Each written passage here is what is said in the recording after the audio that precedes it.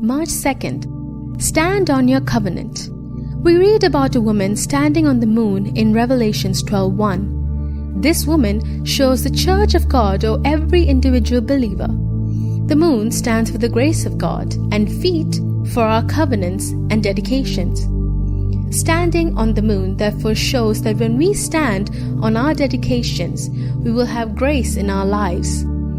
When we are not firm in our dedications, we are virtually taking our feet off the grace of God.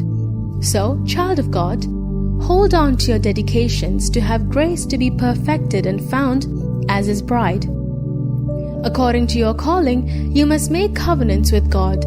The grace you have will be as great as the covenants you have made with the Lord. If you are a servant of God, or if you are called to be a servant of God, your covenant with God should be deeper. The grace to live that life will be bestowed on you. In Psalms 125:1, about Mount Zion, it is stated that it cannot be removed, but abideth forever. So, child of God, step out to serve God without doubting whether you will be able to stand firm to the end in all the fiery trials. We can live like Mount Zion, a life which never moves, by trusting in the unlimited grace of God. The Lord says that even if mountains move, His kindness and His covenant of peace shall not depart from us.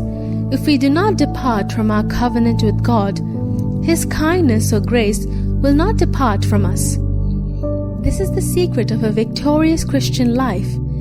This is the secret of the Zion life.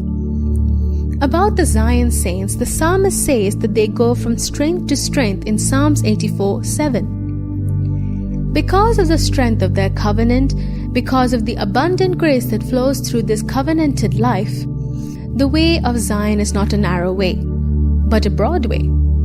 If you find this way narrow and difficult, it is because you are not keeping your covenant with your God.